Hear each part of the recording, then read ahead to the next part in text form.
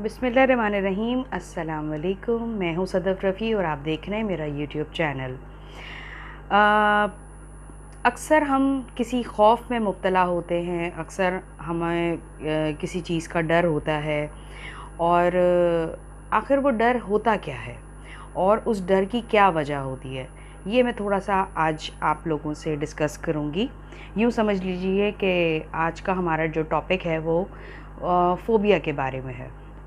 Basically phobia होता क्या है? देखिए, जब इंसान दुनिया में आता है, जब वो छोटा बच्चा होता है, तो आपने देखा होगा कि छोटे बच्चों को अगर हम गोद में उछालते हैं, तो उनके अंदर एक डर-सा आपने महसूस किया होगा कि वो बच्चे खुद ब खुद डर जाते हैं, जबकि वो कभी गिरे नहीं होते हैं। इसका मतलब ये है कि एक कुदरती ख़ौफ़ उनके अंदर ये मौजूद होता है, हमारे अंदर। फिर दूसरा, आपने ये देखा होगा कि जब हम ऊँची आवाज़ में बात करते हैं, या आप यूँ समझ लें कहीं लड़ाई झगड़ा हो रहा हो या कोई किसी भी चीज़ की फायरिंग की आवाज़ हो या कोई ब्लास्ट की आवाज़ हो या ऐसी बर्तन गिर जाने की आवाज़ हो, तो अक्सर आपने देखा होगा कि छोटे बच्चे डर जाते हैं, इवन बड़े भी डर जाते हैं। तो ये दूसरा ख़ौफ़ होता है जो हमारे अंदर कुदरती होता है। अच्छा जी, तीसरा ख़ौफ़ कौन-सा होता है? तीसरा ख़ौफ़ वो होता है कि कभी आपने देखा होगा कि ज़रा-सी अगर हम किसी बच्चे की नाक बंद कर दें छोटे, तो वो हाथ-पाँव चलाना शुरू कर देते हैं, ख़ौफ़-ज़दा हो जाते हैं, आँखें उनकी खुल जाती हैं और वो डर का शिकार हो जाते हैं। और बड़ों में भी यही होता है कि हमारी साँस ना बंद हो जाए। तो ये 3 ख़ौफ़ होते हैं जो हमारे अंदर कुदरती ख़ौफ़ पाए जाते हैं, जो हमारी जिबिलत में शामिल होते हैं। इसके अलावा जितने भी ख़ौफ़ हमारे ज़हनों में होते हैं, लाशऊरी तौर पे होते हैं, वो तमाम के तमाम दुनियावी ख़ौफ़ होते हैं, जिनका कोई बज़ाहिर वजूद होता नहीं है, लेकिन वो हमें महसूस होते हैं सुन-सुन के, या देख कर, या कोई अपना एक्सपीरियंस शेयर हमसे कर देता है तो हम ख़ौफ़-ज़दा हो जाते हैं। तो अब मसला ये है कि 3 ख़ौफ़ तो ऐसे ख़ौफ़ हैं जो छोटे से लेके बड़ों तक में ये मौजूद होते हैं, क्योंकि ये कुदरती ख़ौफ़ हैं। 3 ख़ौफ़, ऊँची आवाज़ सुनना और गिरने का ख़ौफ़, या ऊँचाई से गिरने का ख़ौफ़, या गिर के फ़ौत हो जाने का ख़ौफ़, आप कुछ भी इसको समझ सकते हैं। तो ये ख़ौफ़, और तीसरा ख़ौफ़ साँस के रुक जाने का, साँस बंद हो जाने का ख़ौफ़। तो ये 3 ख़ौफ़ के अलावा जितने ख़ौफ़ हैं, यानी कि किसी जानवर का ख़ौफ़, अंधेरे का ख़ौफ़, या घर से बाहर निकलेंगे तो कोई हमें लूट लेगा, कोई हमें मार देगा, या कोई मेरा पीछा कर रहा है, इस तरह के जो ख़ौफ़ हैं, ये हमें सुन-सुन के आते हैं। लेकिन बहरहाल ये हमारी ज़िंदगी डिस्टर्ब तो करते हैं। हम फ़िज़िकली और मेंटली जो हैं, इन तमाम ख़ौफ़ के दरमियान अपनी ज़िंदगी तो बहुत अच्छे तरीके से, सेहल तरीके से तो नहीं गुज़ार सकते। तो इसका एक कोई हल होना चाहिए।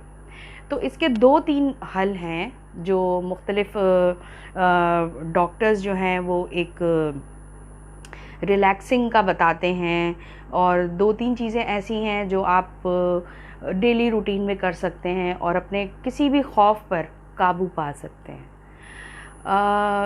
अब ख़ौफ़ की भी बहुत सारी किस्में होती हैं। अब मैं बहुत डिटेल में तो नहीं जाऊँगी, बिल्कुल आम फ़हम में बात करना चाहूँगी कि हर सुनने वाला आम इंसान मेरी बात को समझ सके और उससे कोई फ़ायदा उठा सके।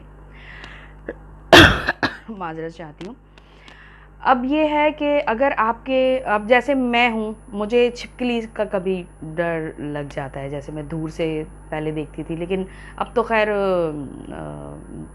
इस ख़ौफ़ को मैंने ऐसे किया कि स्टेप बाय स्टेप आप उस ख़ौफ़ को अगर फ़ेस करना शुरू कर दें, उस ख़ौफ़ का सामना करना शुरू कर दें, तो वो ओवरकम हो जाता है खुद ब खुद।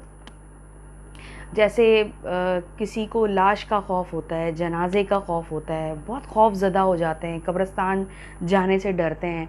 जबकि वैसे अगर सोचा जाए तो एक मुर्दा शख़्स क्या किसी को नुकसान पहुँचाएगा? वो तो वैसे ही मर चुका है। लेकिन उस वक़्त लॉजिक काम नहीं आती ना जब आप ख़ौफ़ में होते हैं। एक बड़ा मशहूर वाक़या था जो मुझे याद आ गया इस वक्त, कि सियाचिन में बहुत ठंड होती है, माइनस डिग्रीज़ में वहाँ पे ठंड होती है। तो वहाँ पे काफ़ी हफ्तों बाद जब रास्ते जो हैं बहाल होते हैं, बर्फ़ जो है ज़रा सफाई हो जाती है, तो फिर वो अपने जो चेक पोस्ट, एक चेक पोस्ट से दूसरे चेक पोस्ट तक आते हैं। तो डॉक्टर्स वगैरह का भी ये होता है कि खुराक है, डॉक्टर्स हैं या जो भी आपको चीज़ें चाहिए, तो वो थोड़ा सा डिले का शिकार होती हैं। तो डिले इस वजह से होता है कि रास्ते ज़ाहिर मुनक़ता होते हैं। और उसमें मुझे अच्छी तरह याद है जब मैंने पढ़ा था कि एक फ़ौजी ने किस्सा बताया था कि मेरा साथी एक बीमार हो गया था और राब्ता नहीं हो पा रहा था हेडक्वार्टर। तो मैंने उसको जो है वो लाश को, ज़ाहिर है वो जब तक उसकी तदफीन नहीं होती है, जब तक कोई आता नहीं हेड ऑफिस से, तो वो लाश को वहीं रखना था मैंने। तो जब मेरे दोस्त का जब इंतकाल हुआ, तो वो लाश वहीं मेरे जो रूम था उसमें मौजूद थी। तो पहले दिन तो मुझे अजीब सा लगा, ज़ाहिर है वो मेरा दोस्त था और वो इस हालत में था। फिर जैसे जैसे वक्त गुज़रता गया, 9 दिन, 10 दिन, 11 दिन वो लाश उनके पास रही। तो उन्होंने कहा कि ये तो बिला वजह का एक ख़ौफ़ था कि जैसे और चीज़ें हैं रूम में पड़ी हुई, उसी तरीके से वो लाश भी पड़ी हुई थी और मुझे कोई ख़ौफ़ महसूस नहीं हुआ। तो जब आप एक्सपीरियंस कर लेते हो या उस ख़ौफ़ को आप सामने से फ़ेस टू फ़ेस, जब आप उस ख़ौफ़ को काउंटर कर लेते हो, तो वो ऑटोमेटिकली ख़त्म हो जाता है वो ख़ौफ़। अब जैसे बचपन में बच्चों को अंधेरे से बड़ा ख़ौफ़ होता है, वो कमरे में अगर लाइट बंद हो जाए तो ऐसे लगता है उनको, दिमाग में आता है कि 2 लाल आँखें घूम रही हैं या सरकटा कोई घूम रहा है। तो ये चीज़ें जो है ना, ये सिर्फ़ एक तख़य्युलाती आपके दिमाग में ख़यालात होते हैं, जो आप स्टोरीज़ में सुनते हैं या आपको कोई सुनाता है ऐसी कहानियाँ। तो इस वजह से ये मतलब कि हकीकत की दुनिया में इसका कोई वजूद नहीं होता, लेकिन सुन सुन के वो तमाम ख़ौफ़ हमारे ज़हनों में नक्श कर जाते हैं।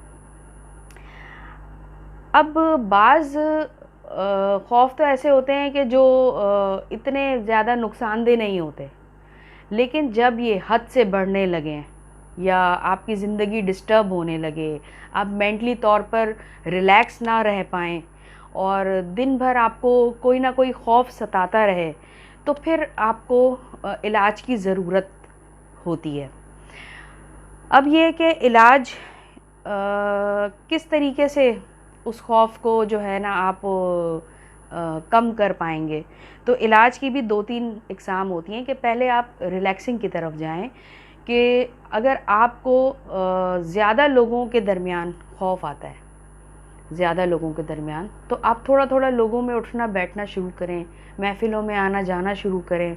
उससे ये होगा, आप थोड़ी-सी बातचीत करेंगे, आपका कॉन्फिडेंस बहाल होगा, तो आपको जो एक फ़ोबिया है वो कम होना शुरू हो जाएगा।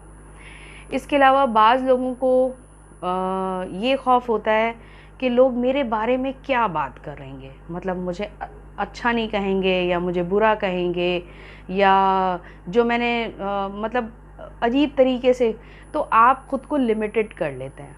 तो ये चीज़ भी गलत है। अगर आपके बारे में कोई कुछ भी कहता है, आप उसको इग्नोर करें और आप फ़ेस करें।